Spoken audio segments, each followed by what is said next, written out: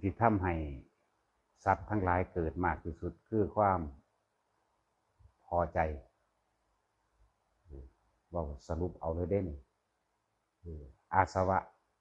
อารมณ์อันคล้องเกี่ยวอยู่กับความยินดีพอใจนี่แหละแต่ก็เฮ็ดให้สัตว์ทั้งหลายนี่เป็นทุกข์เล่าร้อนกระวนกระวายเพราะว่าความยินดีพอใจตัวเดียวนั่นแหละราคะบาลีวานสันความยินดีพอใจในรูปลักษณะท่าทางรสกลิ่นเสียงสัมผัสแล้วก็ลงสู่อารมณ์อารมณ์ความรู้สึกที่พอใจตัวเดียวนั่นแหละ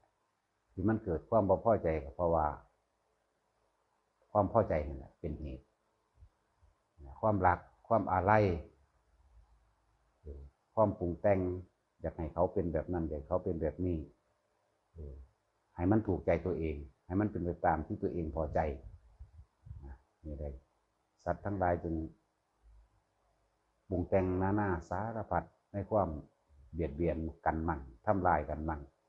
ฆ่าสัตว์มั่งรักสัตว์มั่งประพฤติผิดในกามมั่งขีตัวมั่งกินเหล้าเมายามั่งความกล้าความกลัวความโกรธความเกลียดทั้งหลาย ก็อาศัยความพอใจตัวเดียวนี่แหละความเห็นแก่ตัวทั้งเบิดก็แล้วแต่อาศัยความพอใจความปรุงความแต่งความคิดความยังก็แล้วแต่เกิดเหตุสัตว์ทั้งหลายล้วนจะเกิดเพราะอยากได้ดังใจนั่นแหละความพอใจตัวเดียวนั่นแหละเพราะว่าเฮาบ่รู้ความจริงก็คือว่าสิ่งทั้งหลายทั้งปวงเกิดขึ้นเท่าใดดับไปเท่านั้นคือสัตว์ทั้งหลายเกิดเท่าไหร่ก็ตายเท่านั้นนั่นแหละแล้วก็บ่ฮู้ความเป็นอนิจจังความเป็นทุกข์ความเป็นอนัตตาบ่ฮู้ท่านมันบ่รู้ความจริง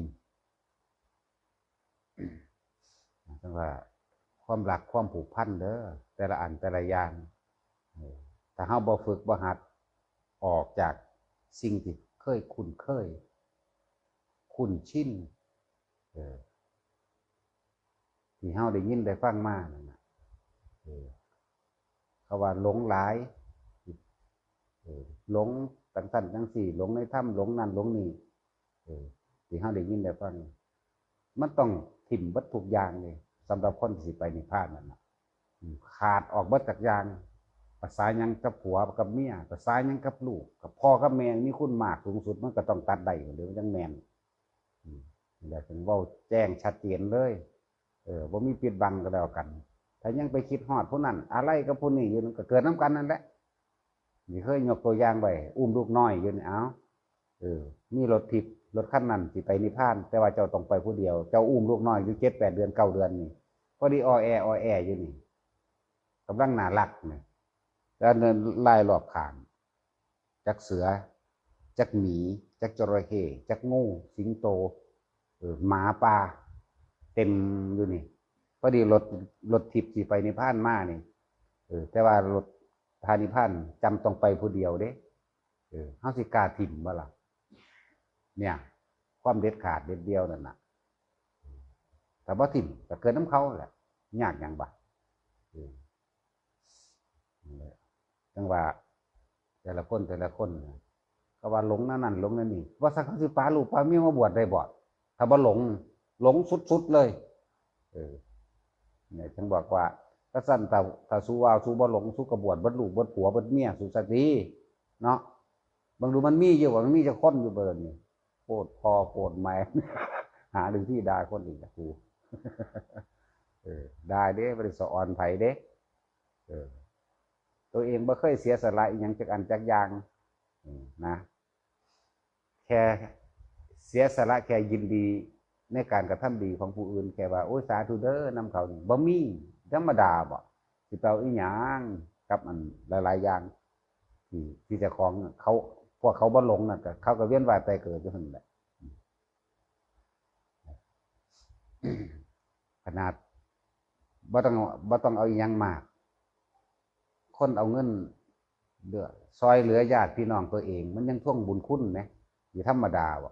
ซอยเหลือญาติพี่น้องตัวเองนี่เด้ยังท่วงบุญคุณไว้นั่นนี่กันอยู่เด้สิภาษาหยังกับผู้อื่นเนาะ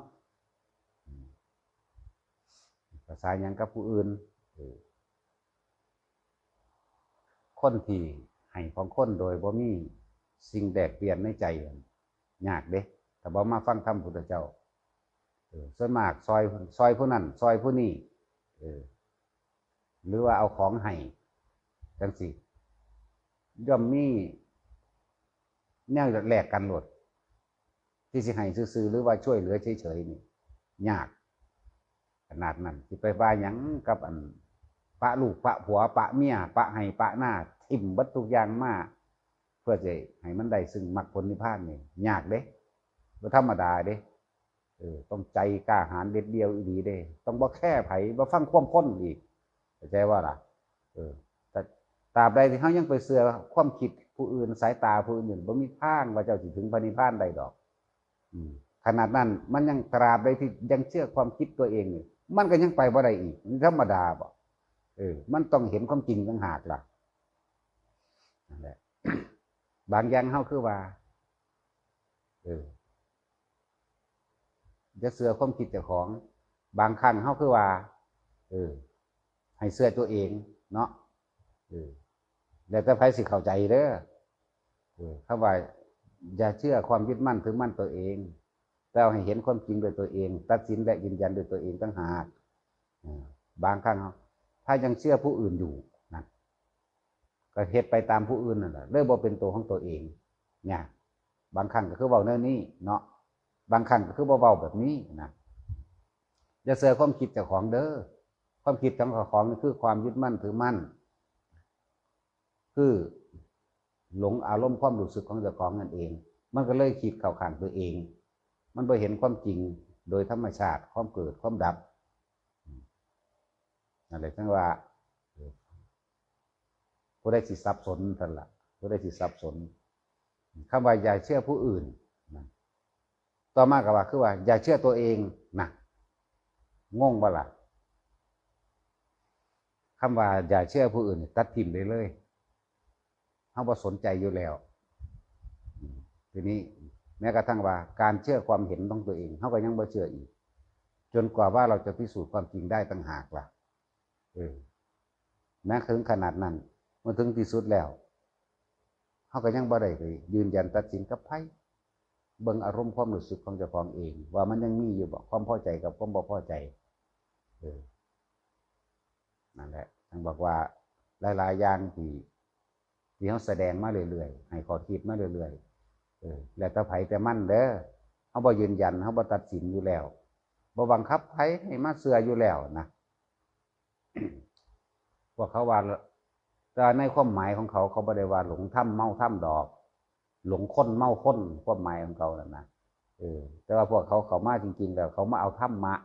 บ่ได้ให้มาหลงค้นเมาค้นบ่ให้มาศรัทธาค้นเด้ให้มาศรัทธาถ้ำต่างหากคนเฮาแต่บ่ฝึกหัดเสียสละเพื่อผู้อื่นโดยบ่หวังผลประโยชน์ใดๆทั้งสิ้นนั่นนะต้องฝึกหัดตัวเองออกจากสิ่งที่ความคุ้นเคยความเคยชินในครอบครัวในตระกูลมันจังสิออกได้ปึดเลยทีเดียวนี่ยากนั่นแหละจังว่าฝึกหัดสละตัวเอง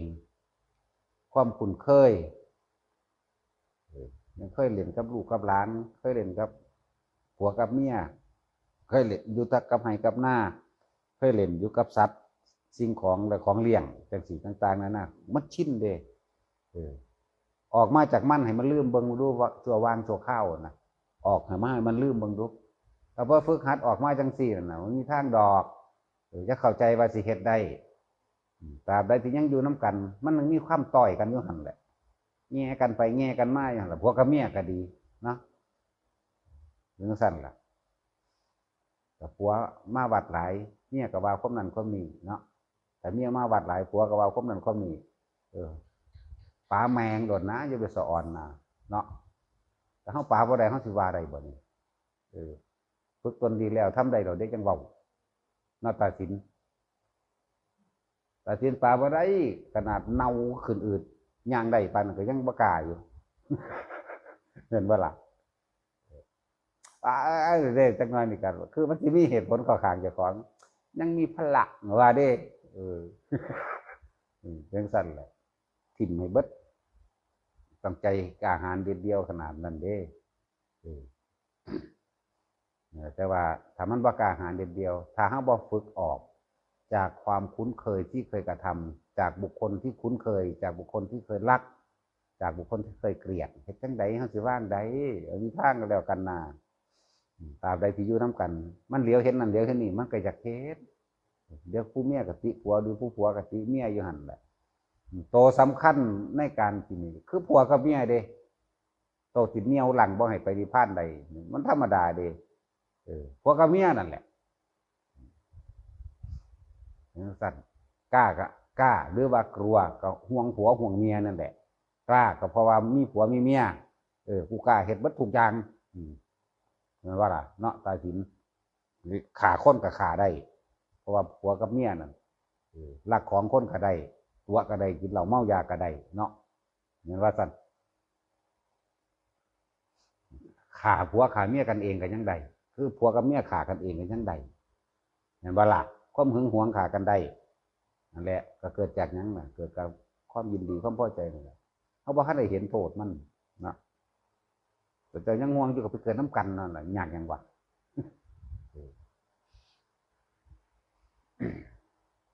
นั่นแหละจังว่าสิ่งใดบ่ได้ดังใจมันก็เป็นทุกข์แต่เฮารู้เท่าทันความเป็นจริงเฮาไปยึดมั่นถือมั่นในอารมณ์ความรู้สึกในความพอใจแล้วมันก็ถอนอัตตานุทิฏฐิสิ่งที่เคยจำฝังใจความรู้สึกที่คุ้นเคยนะคำว่าอัตตานุทิฏฐิทั้งหลายก็เลยความรู้สึกที่เคยมีเคยเป็นแล้วมันบ่มีบ่เป็นไปดังใจที่เจ้าของเคยมีเคยเป็นมันก็เลยขัดแย้งบ่พอใจก็เกิดจากความพอใจที่เคยมีเคยเป็นนั่นแหละและสัญญาอารมณ์ก็ดีฆ่ากันก็ได้ฆ่ากันเองก็ได้ฆ่าทั้งที่รักนี่แหละบ่แม่นธรรมดาเด้ฆ่าทั้งที่รักนั่นแหละแล้วก็ฆ่าทั้งที่เกลียดก็ได้นั่นแหละจังว่าสิ่งที่มีโทษสูงสุดทั้งหลายให้สัตว์เวียนว่ายตายเกิดกับราคะตัวนี้แหละความยินดีพอใจในรูปเสียงกลิ่นรสสัมผัสอารมณ์ความรู้สึกที่คุ้นเคยมีเคยเป็นเนี่ยความรู้สึกแบบนั้นจังหวะแต่ละคนถ้าพอฝึกหัดออกมาจากครอบครัวนะมันมีทางดอกถ้าเดี๋ยวมันก็เห็นนั่นถึงว่าเห็นลูกเห็นนั่นเห็นนี่ยันมันเมื่อยยันมันเห็นว่าเป็นอุ้ยเอามานี่แม่สิเฮ็ดให้พ่อสิเฮ็ดให้คือเก่าแหละเป็นจังซั่นฉะนั้นถ้าบ่ฝึกหัดดัดตัวเองออกมามันมีทางดอกแต่ว่าเห็นแก่ตัวจังซั่นจังซี่เห็นแก่ตัวเบิดแล้วทุกคนนั่นแหละเนาะแต่ความเห็นแก่ตัวนี่เป็นความเห็นแก่ตัวที่บ่เบียดเบียนเด้สิบ่กลับมาเห็นแก่ตัวกับไผอีกสิบ่กลับมาเบียดเบียนกับไผอีกสิบ่กลับมาหักมาสร้างไผอีกนี่นะแต่ว่าบ่เห็นแก่ตัวก็หาเงินได้ก็ไปเขาซั่นตัวมาตัดสินกูก็เห็นสื่อสปากเจ้าของกับลูกกับเมียอยู่ไปจังซั่นแล้วนั่นแหละบางคนที่เขาว่าเห็นแก่ตัวมึงไปเห็นแก่ตัวมึงก็เอาไปให้ผู้อื่นซะตัวมึงจะเอาให้เจ้าของที่มึงก็จะเลี้ยงอันในครอบครัวตัวเนาะเนี่ย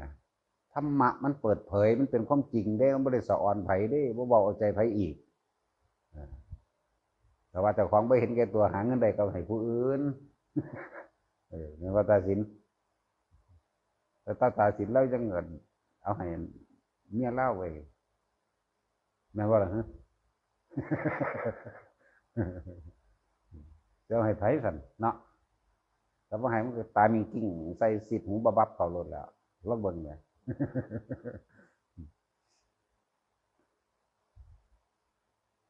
ไม่ว่าให้คิดถึงความจริงก่อนหน้านี่ก็เลยคนเฮาเป็นทุกข์เวียนว่ายตายเกิดนะความเห็นแก่ตัวที่ยังเบียดเบียนอยู่คือความเห็นแก่อารมณ์ความรู้สึกของตัวเองเด้นี่คือความเห็นแก่ตัวแบบนี้เฮาจีบเบิ่งเด้อผู้บ่าวผู้สาวจีบกันมันหวังหยังเอามันจังเอาอกเอาใจกันมันหวังหยังนั่นแหละก็หวังอารมณ์ความรู้สึกสิได้นอนน้ำกันนั่นมันสิมีหยังวะซื้อขนมไปฝากซื้อเสื้อผ้าไปฝาก เอาผ้าเส้นหน้าไปฝากซื้อน้ำของหอมไปฝากมันบ่แม่นแต่ฝากแต่ผู้สาวผู้หมักผู้บ่าวแต่ผู้หมักเด้ฝากร้านเขาพร้อม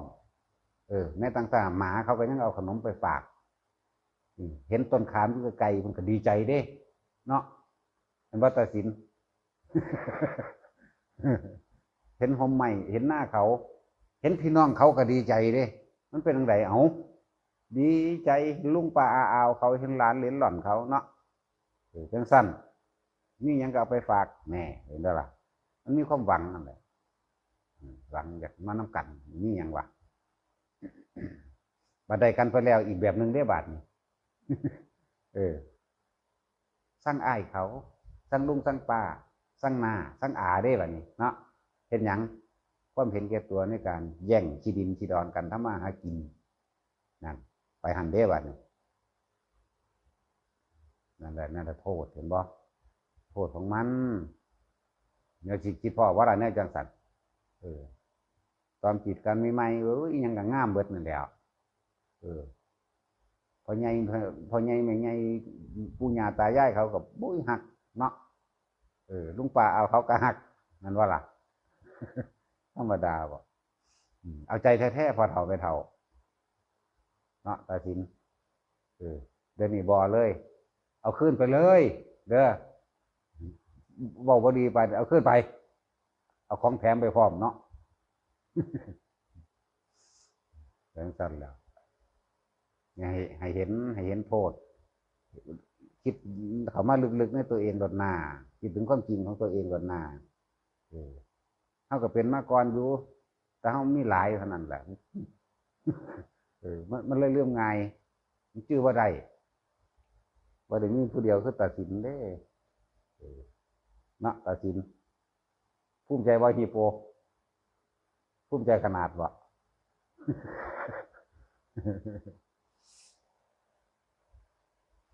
เห็นโทษของมันคืออารมณ์ความรู้สึกในความพอใจในรูปลักษณะท่าทางรูปกายแบบนี้ลักษณะนี้กูมักยิ้มแบบนั้นยิ้มแบบนี้ย่างยังงามเบิดดูดีเบิดเสื้อผ้าดำๆว่าสักกระซังกูกับพ่อใจเนาะหอมประสาสินหอมเลยปัตตาใดยังน้ำเขามาเก็บไว้เป็นที่ระลึกว่ะไม่ได้เห็นความจริงไม่ได้ว่ามันถูกแบบใดเนาะ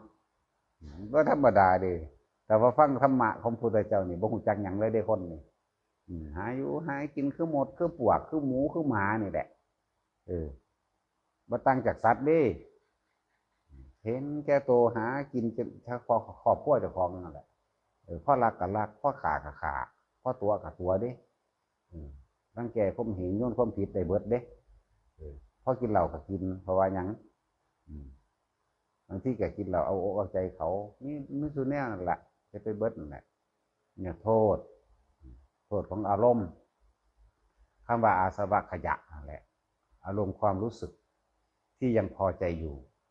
ที่พระพุทธเจ้าคนว่าเป็นขยะแต่ว่าเฮาบ่ทิ้งเสียดายเหลือเกินอารมณ์ความรู้สึกตัวนี้ได้ปะกันบ่ได้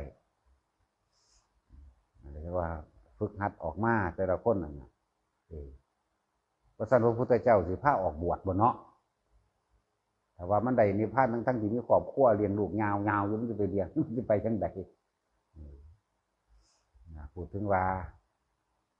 คิดได้ก็ได้คิดว่าได้ก็สร้างไม่ได้เงิน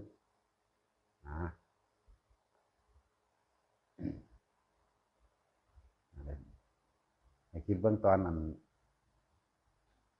บ่ท่านใดๆกันนะเนาะตาสินคือตาจุ้ยเอาตาจุ้ยแน่ไว้ตาจุ้ยก็อยากอวดสาวด้วยสันแล้วการเผามาถักเป็นนาฬิกาใส่แขนสาวล่มเหมือนกัน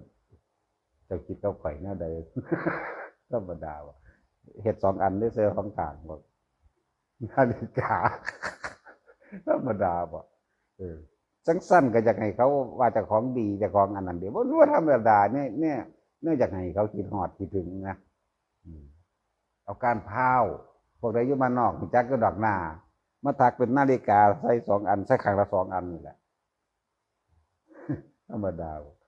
เพิ่นก็นั่งสาวล้มเด้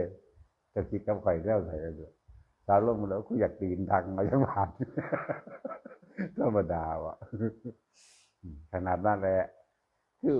มันอยากมีจุดเด่นมีจากว่าเราอยากให้เขามากเฮ็ดไปเบิดทุกอย่างเลยอยากให้เขามากสั่นทุกอย่างนั่นแหละโทษทั้งหลายที่เฮาบ่รู้ท่านมัน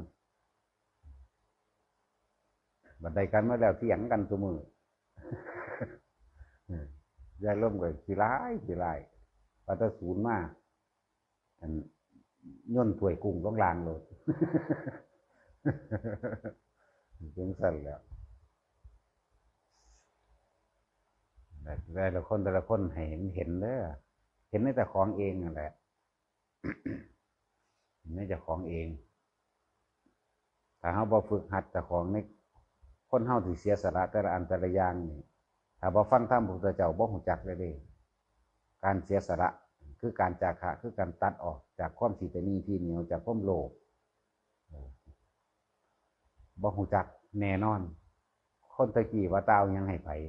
มันสินึกถึงอ้อมลอมอยู่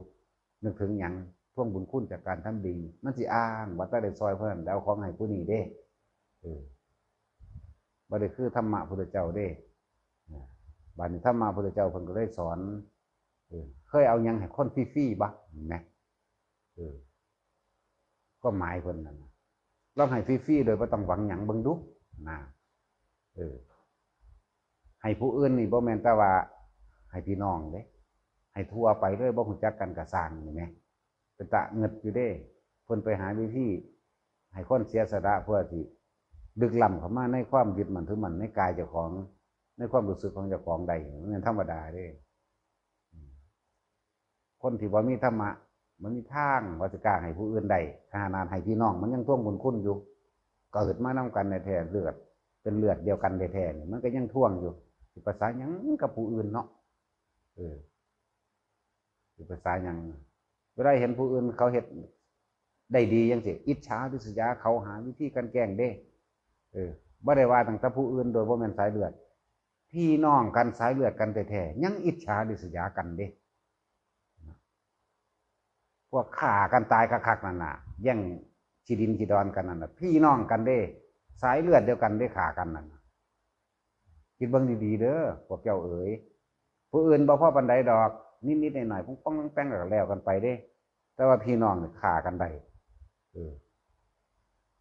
ฆ่ากันแย่งที่ดินที่ดอนกันนั่นแหละโทษแห่งความรักเบิดนั่นแหละยังก็ดีรักแบบโลกเด้คนเฮานี่มันสิต่างจากสัตว์ขึ้นมาเพราะว่ามีธรรมะเท่านั้นเด้นอกนั้นอันเดียวกันสัตว์เดรัจฉานชัดๆอายุหากินหลักแหล่งเบียดเบียนซึ่งกันและกันเด้ว่าถ้ากูได้เป็นพ่อตีหน้าเศร้าเล่าความเท็จหลายอะไรอย่างสามารถทำได้ทั้งเบิดเฮ็ดให้เขาเลียตนจากของเป็นจากได้ของเขาก็มีเด้เนาะเป็นสั่นว่าถ้ากูได้มากถ้าได้มากเราไปเบาอ่างอยู่ทั้งอื่นเยอะยิ่งอยู่ทั้งอื่นเด้เป็นสั่นหลายอย่างให้พวกเข้าระลึกเข้ามาหาความจริงเด้อคนที่เป็นทุกข์กับความรักที่ไหนได้คนเฮานั่นน่ะที่แท้ที่จริงแล้วมันบ่ได้รักผู้อื่นดอกที่ว่ามีความรักนั่นน่ะมันรักเพราะว่าหยังเอาไว้เพื่อสนองตัณหาตัวเองหวังครอบครองสนองตัณหาเจ้าของเองแต่ว่าหากเขานั่นน่ะถ้าเขามาผู้อื่นยกให้ลองเบิ่งดูบ่ได้กูต้องฆ่าเนี่ยไปหันเด้มักจริงอยู่ว่าล่ะมึงกล้าอยู่ว่าล่ะเนาะก็ให้แมงก็ได้มันยากเด้กูหาเอาไม้ก็ได้บ่อึด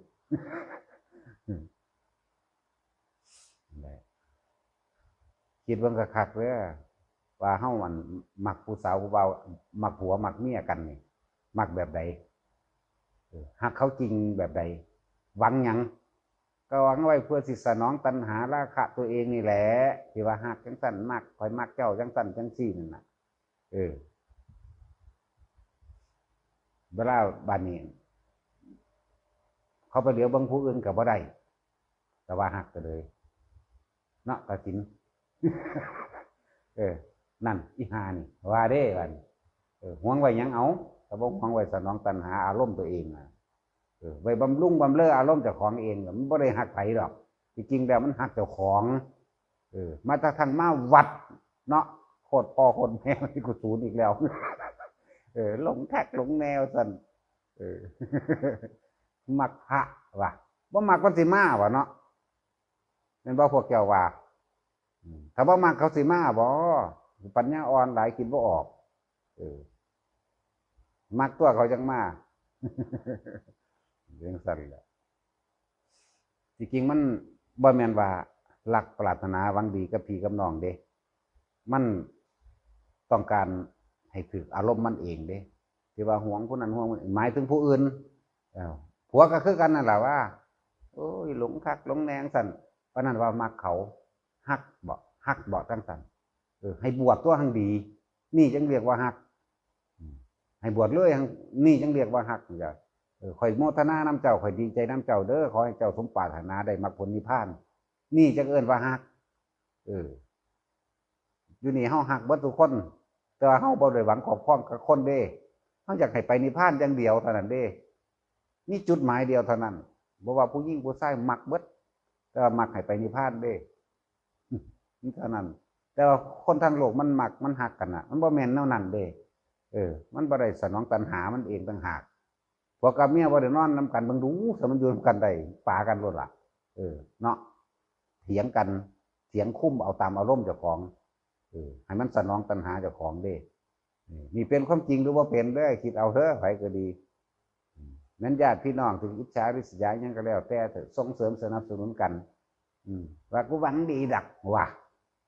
หวังดีว่าซานกูจังบอกมึงหันว่ะอย่าหลงคักหลายว่าซั่นเด้หลงหรือบ่หลงเขาก็จนบวชได้พุ่นแล้วบ่มีผู้ใดบวชเป็นครอบครัวเด้บวชเบิดผัวเบิดเมียลูกพร้อมหลานพร้อมมันบ่มีเด้มันมีแต่ไปผู้เดียวเท่านั้นเด้พระนิพพานต้องไปผู้เดียวบ่ได้เอาผัวเอาเมียไปนำดอกแล้วผู้ใดอยากพ้นก็วางใจออกจากราคะนะวางใจออกวางปึ๊ดบัดเดียววางบ่ได้ดอกแต่บ่คอยฝึกหัดไปอย่างสั้นเราเห็นโทษมันซะหลายอย่างโทษของความรักกับบ่แม่นว่านั่นดอกจริงๆก็คือไว้สนองตัณหาเจ้าของเองถ้าบ่ถูกใจมันก็เถียงกันด่ากันเถียงด่ากันเพื่อหยังเอาเถียงด่ากันเพื่อให้เขาเฮ็ดถูกใจเจ้าของเด้มันบ่ได้แม่นฮักเด้นั่นมันบ่แม่นเลยไม่ใช่ความรักสิ่งทั้งหลายเหล่านั้นมีแต่ความเห็นแก่ตัวเห็นแก่ตัวไว้สนองตัณหาตัวเองนั่นแหละถามเจ้าของเบิ่งทุกคนเด้อที่ว่าหักผัวหักเมียนั่นน่ะหักลูกก็คือกันแต่ว่าหักลูกนั่นน่ะมีผู้ใดสอนลูกว่าไปเป็นพระอรหันต์ให้แม่ในเด้อหลานมีอยู่บอกว่ามีถึงแต่บอกไปเป็นเจ้าเป็นนายแต่ถ้ามีการตีกันมารังแกกันมาเป็นกูบังเด้ต้องเอาจังสั้นไหมเอาจังสี่ไหมเด้สอนให้สู้สอนให้ขากันแบบนั้นเด้นั่นแหละนังสั้นไปสอนว่าเฮาบ่ถือเอาความแพ้เฮาบ่ถือเอาความชนะเฮาแค่ความถูกต้องเวลาเฮาคุยกันคุยเพราะว่าให้มันเกิดความเป็นสันติพูดประสานสมานมิตรจังสั้นจังสี่ยากยาก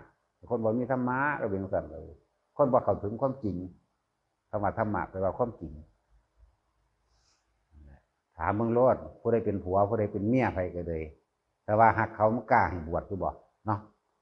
กลัวบ่แม่นเดี๋ยวหวงไว้แล้วหวงไว้เอาเองนั่นแหละแล้วพี่น้องคือกันสิสนับสนุนกันเด้กูหวังดีกับมึงหั่นดอกกูอยากมึงหลงว่าซั่นหลงจนบวชพุ่นแล้วยังตัดสินได้ว่าหลงเดี๋ยวนี้เนาะตัดสินแม่นธรรมดาเด้แนวมันนี่แนวบ่เข้าใจขนาดเฒ่าก็สิตายแล้วพี่จะท่องปักประแดกนี่แหละนะยังห่วงผัวอยู่เด้เขาไปเล่นไฮโลนั่มเบิ่งดูมันสิเบิ่งอีไถยี่บะก็ว่าเด้ยังขนาดนั้นเนาะบ่แม่นฮักอันปรารถนาหวังดีกับเขาได้นั่นน่ะหวังดีกับเจ้าของ คืออยากให้เขาอยู่ในโอวาทเจ้าของเอาไว้ตัดสนองตัณหาเจ้าของนั่นแหละเห็นไหมล่ะนี่จะบอกเราไปบวชบัตรศูนย์บัตรศูนย์บัตรมันบ่ถือใจเนาะบ่คิดหรอกว่าในจังสันนั่นแหละเอาคืออยากให้เป็นพระอรหันต์เบิดแต่บ่ต้องกลับมาเกิดอีกเลยนี่คือความรักที่เฮามีอยากให้ทุกคนเข้านิพพานเบิดเลยเท่านั้นบ่ได้เอามาไว้แต่อันนอนนำกับไผดอกนี่แต่อยากให้ไปนิพพานส่วนผู้ผัวมันว่ามันหักเมียมันนั่นน่ะมันเอาไว้นอนนำถ้าบ่ได้นอนนำนั่นมันจมมันด่าแล้วความนั้นความนี้แล้วมันก็ไปเปิดเผยน้ำพี่น้องมันอีกเด้บ่แม่นแต่พี่น้องเด้มันก็ไปเปิดเผยน้ำผู้อื่นอีกเด้ว่าธรรมดาเด้เนาะมันธรรมดาเด้ผู้นึงคุมเมียไว้อย่ามามักพระว่ามีคาถามากินคมขืดว่าเด้ก็คนพ่อคนแม่มันมีได้สั่นพ่อแม่เขาสอนแนวนั้นเขาก็เลยคิดแนวนั้นนะเขาสิมกปุ่นอยู่แต่แนวจังสั่นนะเขาเรียกว่าอะไรจังสั่นเราแต่ว่ารับผิดชอบได้พวกนั้นได้คิดได้ว่าเขาสิรับผิดชอบเขาทำลายให้ผู้อื่นเสียหายโดยการกล่าวตูโฆษณาหาเบาบางหันบางนี้และอะไรอย่างแต่ว่ารับผิดชอบว่าจริงๆกันเลยมันซอยไผ่เนาะมันแลนไปหาซอยผู้นั้นซอยผู้นี้มันมีอยู่บ่มีแต่สิไปเหยียบก้มเหงเอาน้องยายจอยเนาะล่ามอีกตรงนี้ให้เห็นโทษเด้อแต่ละคนคือกำลังหลงอารมณ์ตนเองความยินดีพอใจของตนเองหายากได้คนที่สละความรู้สึกตนเองดักออกได้สละความรู้สึกที่เคยมีเคยเป็นสละความรู้สึกในความว่าเคยเป็นเจ้าของเมืองเคยเป็นเจ้าของคนนี้ลองสละบางดูกล้าอยู่บ่ท่านลูกท่านเมียเนาะนี่อยู่บ่ผู้นี้ก็กล้าอยู่บ่ท่านผัวแต่ว่ามันก็มีมาตรการไหนๆแล้วว่าในจังซี่บอกระวังยุคกันเมซี่แก้วเสียงลำนี่ก็ได้แล้วก็เคยมีอยู่แล้วก็ไปปฏิบัติธรรมนี่แหละผัวก็ว่าให้บัดกลับมาครั้งสุดท้ายนี่จับแขนสิพาเข้าห้องโตนเฮือนหนีเลยนั่มตีหอดกลางบ้านธรรมดาบ่นั่มตีกลางบ้านว่ามักพระว่ามักหลวงพ่อนั่นแหละอยู่วัดดอยถ้าไม่เจดีผู้ตั้งก็วัดดอยถ้าไม่เจดีหลวงพ่อยังล่ะฮะลืมชื่อเพิ่นละแต่ทิ้งชื่อได้ปะฮะอันนั้นครับอันอีกแม่หนึ่งที่ว่าไปมักอันหลวงปู่จวนขี่จักรยานส้นเล่าถีบเล่าตีเล่าก็โสตายได้อันนั้นมันแม่ผู้นั้นก็ดีเล่าตำเอาเข่าแต่ที่คนโอ้ลำบากนะว่าสิได้คติตัวอย่างตำเข่าหาบเอาตำเข่าตำนี่แหละไปอยู่น้ำหลวงปู่จวนผู้ผัวกับขี่จักรยานถือว่าคนรวยคักได้ตะกี้ขี่รถส้นเล่าเลยเห็นบ่นั่นปานนั้นว่าหักประสันขี่รถส้นเล่าตีนถืบเล่าตีเล่าจะเล่าบอกว่าตายก็ตายคือบ่ขอกลับอีกนะบืนไปในระยะทาง6 หรือ 70 กิโลยางเอาพาปลาได้ตะกี้เสือสร้างก็ยังมีเด้หมียังมีเด้แล้วก็ไปอยู่น้ำหลวงปู่จวนนั่นแหละปานนั้นยังผ่านเอาโมเนี่ยไปละล้านกับเพิ่นกับหลวงปู่จวนอีกนะวัดพุทธอกปานนั้นมันว่ามันหักเมียนหักโคตรพ่อคนแมงบ่แนวนั้นไปเขาไปอรหันต์ไปนิพพานตัวจังเอิ้นว่าหักอันมันบ่ได้ดังใจมันนี่มันผ่านสิไปฆ่าผู้อื่นก็ยังได้เด้มันธรรมดาเด้แนวมื้อนี้ไปฆ่าผู้อื่นไปฆ่าพระนี่ธรรมดาบ่อันนี้เรื่องของแม่ซี่อีกองค์นึงอีกแม่ซี่แก้วเสียงดำนี่ก็เป็นบ่ผ่านถึงขั้นว่าจะไปฆ่าพระอันนั้นบ่ผ่านถึงฆ่าพระแต่นี่ตีกันเองอยู่ในบ้านบัดนี้ลุงเรื่องห้องใส่ก็เลยว่าต่อไปนี้มึงกับกูขาดกันว่าซั่นเด้อุ้ยเราดีใจปานแบกพวกเขาอยู่ที่ตูมเลยว่าเขาสินั่นจะได้บุกนามีเรื่องของแม่แก้วเสียงลำแล้วก็ มันต้องเด็ดเดียวเด็ดขาดขนาดนั้นคือย่อมตายโสตายคนเดียวมันธรรมดาเด้แล้วผู้ว่าหักผัวหรือหักเมียนั่นแหละมันบ่แม่นแบบนั้นมันบ่ได้หักเขาโดยว่าจะให้เขาไปนิพพานดอกมันเอาไว้ถ้านอนน้ำมันหวงไว้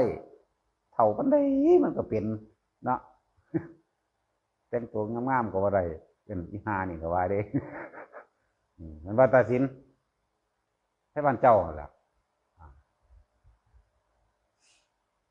เขาบ่แม่นนักเลงถิ่นเด้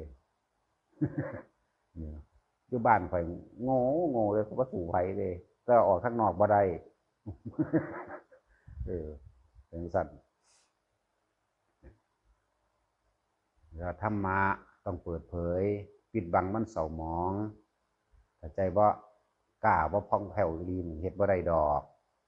อะทำใดทำหนึ่งเนี่ยการที่ถอยมาจังสี่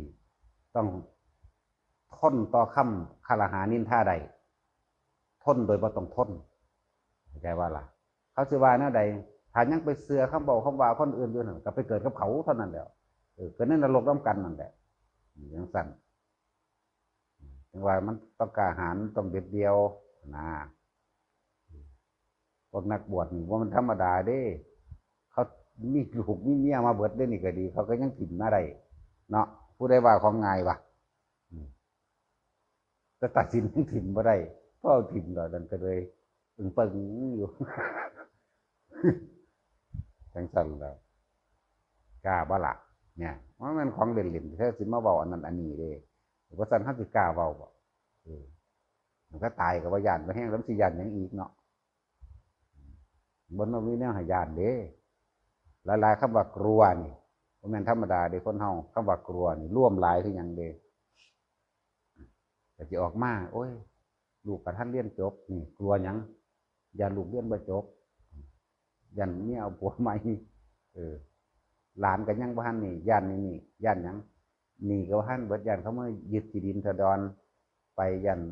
ลูกย่านเมียบ่มีหม้องทำมาหากินบ่เด้คำว่ากลัวนี่มันธรรมดาเด้อันสั่นผู้ใดว่ามันหงายแนวจังสิบางคนก็ยังทนบ่ได้ก็ยังไปที่แรกมันตัดสินใจว่าเด็ดขาดว่ากูต้องอยู่ให้ได้ว่าซั่นอยู่ไปอยู่มาที่มันบ่ภาวนาคนบ่ภาวนามันส่งความคิดออกนอกความรู้สึกอันเก่าก็ตีขึ้นแล้วบัดนี้อดบ่ได้ออกไปนะมันธรรมดาเด้อบัดนี้ แต่คนภาวนาแล้วอยู่เฉพาะกับลมหายใจนั่นแหละมันบ่มีเวลาไปคิดมองหันดอกมันอยู่ตอนนี้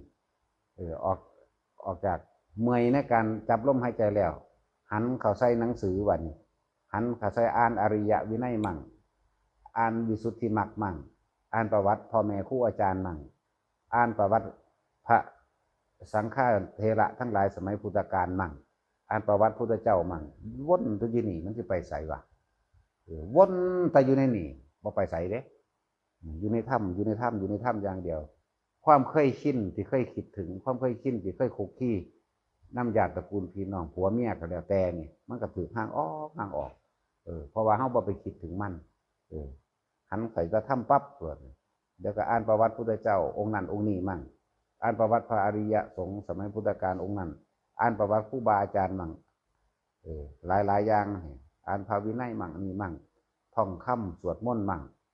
ท่องคำนั้นท่องคำนี้อยู่แต่ในนี่อะไรคือคนภาวนาคือคนมีสมาธิคือมีความตั้งใจมั่นคงในถ้ำเนี่ยมันอยู่วนแต่อยู่นี่มันก็ค่อยๆห่างออกในความอารมณ์ความรู้สึกที่เคยเป็นเพราะว่าอย่างมันบ่ไปคิดถึงนี่แหละที่เพิ่นว่าเฮ็ดจังใดสิหยุดคิดได้ตราบใดที่เฮาบ่หยุดคิดได้นะมันก็เกิดคือเก่านี่หยังวะ จิตติดที่ไหนยังไปเกิดที่นั่นนะพับใส่ผู้นั้นตายพอดีใจขาดก็ไปหาบังหันละสะก่อนแต่อารมณ์ความรู้สึกพอใจกับไม่พอใจแบ่งภพไปหันก่อนเด้อบ่ธรรมดาเด้อแนวมันนี่แล้วก็พยายามอีเตียบ่มีภาระเรื่องจังสันแล้วยังอยู่ภาระอันหนึ่งสิพยายามให้มันละตัวนี้ได้คือการขาสัตว์อย่าเลี้ยงสัตว์มีวิธีมันบ่มีความห่วงในตัวนี้แล้วยังรู้จังซี่หรือว่ายังอันการเลี้ยงสัตว์จังซี่แต่สิมีวิธีแนเอาดอกอันนี้ละหักนี่ละหักแท้ๆอันนี้หักอยากให้ไปนิพพานเด้บ่ได้เอามาเด้บอกให้เฮ็ดจังซี่เดี๋ยวปลดภาระ ตอนนี้ลูกมันก็ใหญ่แล้วต้องถิ่มอยากว่าล่ะครอบครัวก็มีนี่ก็มีแล้วปลดภาระในทั้งในความห่วงใยอะไรผูกพันตัวนั้นแล้วปึ๊บก็มาอยู่แต่ในวัดเฮ็ดไปเฮ็ดมาเฮ็ดมาไปก็คอยคลายออกคลายออกในสุดท้ายมันก็บ่ไปคิดถึงจ้ะแล้วก็ความกังวลในการทำมาหากินจังซี่สิพยายามที่สิเฮ็ดให้ถึงที่สุดให้ได้วิธีแนะให้ว่างให้บ่ได้วิธีหนึ่งก็ต้องได้วิธีหนึ่งหรอสั่นแหละจังว่าสิ่งที่ขวางมากที่สุดคือผัวกับเมียบ่มีหยังเวลาผัวไปทำงานกรุงเทพหรือเมืองนอกจังซี่เวลาสิกลับบ้านก็โอ้ยคิดถึงลูกสาวว่าที่จริงบ่แม่นคิดถึงเมียนั่นแหละแม่นว่าตัดสินยอมรับอยู่บ่บ่ได้คิดถึงดอกอีเปิ้มนั่นน่ะคิดถึงแม่มันพุ่นเนาะอีหยังก็อีเอื่อยมันฮะอีหวีบ่โอ้ยซื้อลูกกันเลย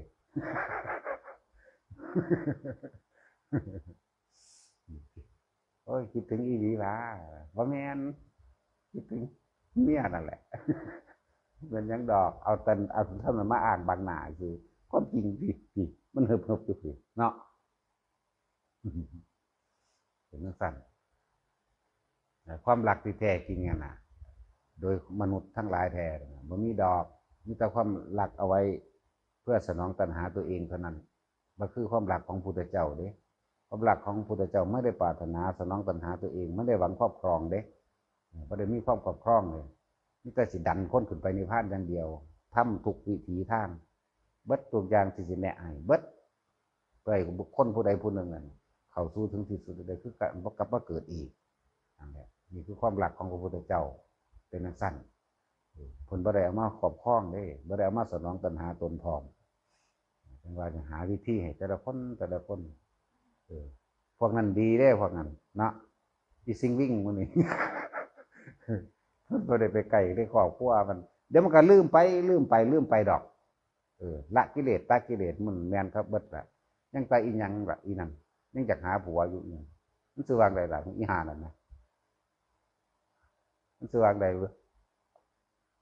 มันสว่างอีออนบ่หรืออีปอนบันมาเข้าไปอันแอปดอกกับโทรศัพท์นี่แถวใส่โชว์ดูขวาอีหามยังอยากได้ผัวอยู่เนาะเขาป่ามึงมาหยกยังอยากไปเอาไม้อีกอยู่ธรรมดาวะพวกนั้นมันนายก็เด้แต่วันนั้นท่านได้กินกันได้ไม่ได้ดังใจมันเลยอดเอาอยู่ดีซื่อแต่อดเอานั่นแหละคันตีปรามั่งตะโปตีปิขาอดไปอดมาพ่ายเองเด้นี่ล่ะสู้ตายกูกับเผาหรอกถ้ากูตายก่อนสู้กับบ่เผาก็สร้างได้กูก็สร้างได้กูบ่เงินเด้ออยู่นี่แหละวนแต่อยู่ในถ้ำวนแต่อยู่นี่มันไปของมันเองแล้วเรื่องตายกูห่วงดูแล้วแต่ถ้าไฟตีเผาเผาสร้างนี่แม่มันไม่ได้เงินเด้ไฟเน่าเหม็นอยู่หันเกียดกบตายก็ไม่เห็นไปเผาดอกเนาะว่าตัดสินถึงสี่ละถ้ากูตายก่อนกูจะเผาถ้ากูตายก่อนกูก็เผาเอาต้นแต่สูบบ่เหม็นบ่เน่ารู้สึกเอาไว้ใส่ขวดโหลดองไว้เนาะรู้สึกไปแดกกินเอาว่าตัดสินสั่นเฮาห่างออกจากสิ่งที่คุณเคยชินซึมซาบเอาเฉพาะธรรมะแบบนี้มันลืมไปเองดอกคิดเบื้องบั่นสุดท้ายโดดอะไรก็ดีตายคือเก่าเจ้าคือหักกันกอดกันนี่จะตายปลาคอยจะตายปลาข่อยก็ตายคือเก่านั่นแหละเขาต้องฝึกตัดตายก่อนตายเขาต้องฝึกว่างความอะไรฝึกพระพุทธเจ้าเขามันก็ถึง6 ปีคนเดีเพิ่นก็ยังต้องฝึกเขาก็ต้องฝึกน้ำห้อยเพิ่นนั่นแหละเพิ่นออกมาจากการบ่เห็นแล้วบ่ได้คุกคีแล้วบ่ได้หยอกบ่ได้อิกสะแอนกันแล้วจังซี่มันก็คอยลืมมาเรื่อยเห็นป่ะมันมาฆ่าสะอิกสะแอนกันอยู่นั่นน่ะอันว่าเอาอกเอาใจกันคิกๆจ๊อกๆจังซี่นะมันนั่งนี่บัดเฮาออกมาเฮาบ่เห็นนึงว่าวิเวกทั้งกายคือกายบ่ได้คุกคีกันวิเวกทั้งตาวิเวกทั้งหูวิเวกทั้งจมูกตาหูจมูกลิ้นกาย ใจมันถึงมันสิอาไล่ไปแต่ว่ามันมีธรรมะคมไว้ขาดเป็นช่วงขาดเป็นตอนเด้มันก็คอยลืมไปเลยดอกนั่นแหละเห็นโทษในตัวเองไปก็ดีถ้าเฮาบ่ว่างได้บ่ตัดได้สิมันก็ไปเกิดน้ำกันอีกก็ไปทุกข์น้ำกันอีกนั่นแหละเป็นสั้น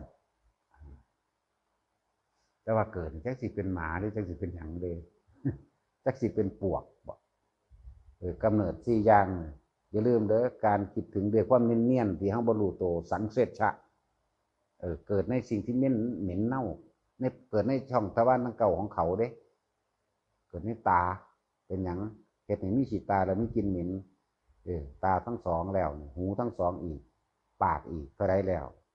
เกิดในหูดากอีกเห็นบ่ล่ะเกิดในท้องเน่าเหม็นอีกมีสังเสชะกำเนิดที่หนึ่งตัวนี้เร็วกว่าโมนะคิดถึงแบบงงๆแกก็จะอธิบายวางใดสังเสชะคันทัพพระเกิดในท้องมันเกิดในขั้นอาจจะเกิดในท้องหมาที่เกี่ยวข้องกันกับให้ครอบครัวเจ้าของคือเก่าก็ได้เกิดในท้องหมาท้องงัวควายหมูที่สัตว์เลี้ยงในหันอันทชะเกิดในไข่เนี่ยเขาคิดถึงบ้านคิดถึงบุคคลที่รักห่วงเขาทั้งสี่พอดีใจมันขาดตายไปปั๊บไปอยู่ในระหว่างไกลๆเขาแต่ว่าบ่อาจสามารถที่จับเขาได้หรือเบาคุยกับเขาได้มีสิ่งหนึ่งเป็นตะคิดว่าจะเป็นเครื่องสื่อสารใดมีไข่ขี้เกียมจังสิเขาไข่ขี้เกียมก็เลยเป็นชาติเกิดแล้วอันนั้นเป็นสันเดอันโอปาติกะเดโอปาติกะนี่เป็นสัตว์เป็นเปรตเป็นสัตว์นรกนะหรือเป็นเทวดานี่คือโอปาติกะอุบัติขึ้นใหญ่เลยว่าต้องเลี้ยงเด้เรื่องสั้นนี่กำเนิดซีของสัตว์ทั้งหลายตัณหาของตัวเองขึ้นชื่อว่าสัตว์นี่เพิ่นเอายังมาเป็นบัญญัติคำว่าสัตว์อารมณ์อันข้องเกี่ยวตัณหาต่ออุปาทานนั่นแหละสัตว์ความอยากขึ้นชื่อว่าสัตว์คือความอยากหาประมาณบ่ได้สัตว์เบิดคุณไล่มาแต่อารูปภพกับสัตว์อารูปภพกับสัตว์รูปภพกับสัตว์เทวดากับสัตว์อินพรหมยมยักษ์สัตว์เบิดแล้วมาหาเฮากับสัตว์ท่านจะเข้าใจว่าสัตว์ต้องเป็นเฉพาะเดรัจฉานเด้พวกเฮานี่แหละสัตว์แต่เฮาว่างขันหาตัณหาอุปาทานได้แล้วจังสิพ้นจากความเป็นสัตว์ยังเหลือแต่สมมุติของสัตว์เท่านั้นเราเห็นโทษเด้อพวกเจ้าแต่ละคนอยู่น้ำกันในผัวน้ำเมียทะเลาะเบาะแหว่งกันเพราะว่าอย่างอยากได้ดังใจของไฟของมันเขาก็อยากได้ดังใจอยากให้ผัวเป็นแบบนี้อยากให้ลูกเป็นแบบนี้ผัวก็อยากได้ดังใจขึ้นกันอยากให้เมียเป็นแบบนี้อยากให้ผู้นั้นผู้นี้เป็นแบบนี้เด้โทษคิดให้ลึกซึ้งระนาประสบการณ์เจ้าของเองคุกคีในตัวเองคิดให้มันลึกซึ้งเข้าไปโหลดให้มันเกิดความเบื่อหน่ายคลายกำนัดออกคนมันคลายความอยากดอกกำนัดมันเลยคลายความอยากว่าจะเป็นอีกเนี่ยคิดให้มันลึกซึ้งการปฏิบัติธรรมเท่ากับอาศัยหลักสติปัฏฐานที่จับคิดในเรื่องของกายแยกธาตุแยกขันธ์ที่เพิ่นว่านี่ก็แม่นหรือสิอยู่ในกายโดยการอาศัยลมหายใจเขาออกมีแต่กายในกายอันหนึ่งคือกันเนี่ยบ่ล่ะคิดถึงเวทนาคือความรู้สึกและความพอใจกับบ่พอใจมันเวลาอยู่กับผัวกับเมียอยู่กับพี่น้องแย่งชิงทรัพย์สมบัติกันอยู่กับลูกเต่ามันบ่ได้ดังใจแบบนั้นบ่นี่เบิ่งนี่เวทนาความรู้สึกพอใจบ่พอใจนี่อีหยังบัดนี้ก็จิตของเฮาเองคือความคิดของเฮาเองเฮาคิดดังนั้นคิดดังนี้เนาะคิดเบิ่งบัดเฮ็ดจังใดถ้าคิดในจิตนี่คือเป็นมีสติกำกับจิตจึงเห็นโทษของมันในความยึดเห็นกายเวทนาจิตเฮาก็เห็นความจริงความจริงอย่างความจริงเฮาถูกเพราะว่าหยังถูกเพราะว่าเฮายึดกายเจ้าของก่อนแน่ยึดกายผู้อื่นพร้อมยึดหลายๆอย่างนี่ยึดบัดนี้ยึดในสุดท้ายแล้วเข้ามายึดนี่คืออารมณ์ความรู้สึกที่ยังข้องเกี่ยวอยู่ในความพอใจและไม่พอใจคิดให้มันลึกซึ้งโลดพอกับแม่เฮาหักที่สุดอยู่แล้วเนาะหักบ่ได้มีอีหยังในความอย่างอื่นต่ำแหมบ่คือผัวกับเมียหักกันเด้ผัวกับเมียหักกันเนี่ยเอารักเนี่ยหวังครอบครองไว้เพื่อสนองตัณหาตัวเองได้ผัวกับเมียนะบางผัวกับเมียบ่ได้นอนกันนำกันมึงดูมันบ่ฟาดกันล้วนน่ะตีกันฆ่ากันเพราะว่าหักนั่นแหละนั่นแหละความหลงมันบ่ตอนนี้พ่อกับแม่เฮาบ่ได้หวังอย่างอื่นมีแต่อยากให้เพิ่นมีความสุขให้อยู่ยืนหรืออยากให้เฮาเอาไว้เห็นนานๆไว้บูชาจังซี่สุดท้ายแล้วเพิ่นก็ตายจากเฮาอยู่เด้ล่ะเนาะเนี่ยก็อะไรจังว่าเฮาไผอยากให้ไผตายมันบ่มีเด้ล่ะแต่ว่าคือตาย นี่แหละมรณานุสติน้อมเข้าสู่อุปัสสมานุสติคือนึกถึงความสงบเข้าใจว่าคำว่านึกถึงความสงบคำว่าอุปัสสมานุสติเพิ่นแปลทับศัพท์ว่านึกถึงพระนิพพานเป็นอารมณ์แท้จริงแล้วคือว่านึกถึงความสงบนั่นเองอุปัสสะอุปะคืออุบัติขึ้นสิ่งที่อุบัติขึ้นก่อควรเพื่อไม่เกิดความสงบอุปะนี่คือสิ่งที่อุบัติขึ้นสะนี่มาจากคำว่าสัมมาหรือว่าสมาธินั่นเองนุสติจงระลึกนึกถึงสิ่งที่ทำให้เราไม่ให้เข้าถึงความสงบความสงบอันปราศจากการคิดปรุงแต่งแสวงหาในความอยากได้อยากเป็นนั่นแหละเรียกว่านิพพานถ้าเฮาดับความอยากได้อยากเป็นแล้วมันก็ถึงเองนิพพานต้องได้ตอนเป็นนี่แหละบ่ได้ได้ตอนตายเฮาก็อาศัยอานาปานสติมีอานิสงส์ใหญ่มีอานิสงส์มากมีอานิสงส์ใหญ่แต่บ่ต้องรู้ธรรมะยังมากมายหรอกเพียงขอความเดียวก็สามารถบรรลุธรรมได้แล้วธรรมะของพระพุทธเจ้าละเอียดลึกซึ้งอนิจจังทุกขังอนัตตาเฮารู้อยู่ซ้ำนี้เป็นจุดประกายแห่งความคิดเป็นจุดประกายแห่งธรรมคนที่บ่ได้ยินได้ฟังธรรมพระพุทธเจ้าบรรลุบ่ได้ดอกตะกี้น่ะเขาเจ้าเก่งชาญเก่งหยังเบิดนั่นแหละว่าขาดธรรมะขาดความจริงขาดผู้รู้อริยสัจสี่ขาดปฏิจจสมุปบาทเขาเจ้าเลยบ่บรรลุแต่ว่าบาดนี้เฮานั่นแค่รู้ว่าแม้ความเกิดก็เป็นทุกข์ซับเดียวนี่ก็สามารถบรรลุได้อาศัยตัวนี้ก่อนจังว่าบาดนี้จังว่าโดยรวมๆว่าทุกคนได้ยินได้ฟังมามากแล้วธรรมะแต่ว่าพวกเฮานั่นละบ่ทันใดเฮ็ดจังไดสิละได้ก็เลยบอกว่าอาศัยลมหายใจอาศัยกายในกายลมหายใจเข้าออกมีอานิสงส์มากอานิสงส์ใหญ่หากแม้นว่าไม่ได้อานิสงส์มากอานิสงส์ใหญ่อานิสงส์ณทิฏฐธรรมหมายถึงว่าเขาพึงได้อรหันต์ในปัจจุบันณชาตินี้แม้นไม่ได้อรหันต์ในปัจจุบันณชาตินี้ขณะจิตสุดท้ายที่จะออกจากร่างก็ได้อรหันต์หรือว่าถ้าไม่ได้เป็นตอนนี้ตายอยู่ในลมหายใจปัญญายังไม่แล่นไปปัญญายังไม่ถึงพร้อมเขาเพิ่งได้อนาคามีนั่นแหละเข้าไปสู่อุปหัจจะปรินิพพายีมั่งอันตราปรินิพพายีมั่งในสุทธวาสหาสันเข้าไปในสุทธวาสของสุทัสสาจังสิก่อนจะหมดอายุของสวรรค์สั้นนั่นนะได้อรหันต์ก็มีหรือเลยกึ่งเกือบจะหมดอายุของสวรรค์ชั้นนั้นบรรลุก็มีเนี่ยอุทังคโตโสพวกนั้นยังเป็นสั้นบ่พูดจักหรอกว่าบอกจังสี่เลยแต่ศูนย์คือยังอยู่เด้เนาะเป็นแต่ศูนย์คือยังอยู่เด้แต่เฮาบ่แปลก็ว่าเฮาบ่ละเอียดอีกก็เลยต้องแปลแต่พวกอุทังคโตโสอุปหัจจะปรินิพพายีสสังขาริกและอสังขาริกเนี่ยมันจะแปลงสั้นพวกสสังขาริกใช้ความเพียรกล้าหน่อยหนึ่งอสังขาริกไม่ต้องใช้ความเพียรกล้าอะไรย่อมสู่สุทธวาสอัตตปาสุทัสสาสุทัสสีอากาศนินเดกาแล้วก็บรรลุไปเองว่าได้ใส่ความเพียรเบิดอายุแต่ละสั้นไปขึ้นเลื่อนไปเลยนี่แหละอานิสงส์ของอานาปานสติมันเหตุให้ลืมความจำอารมณ์ความรู้สึกเราความจำมาจากใดอย่างสั้นอยากให้เป็นอย่างสี่นั่นเองบอกง่ายๆเอาสมาทาน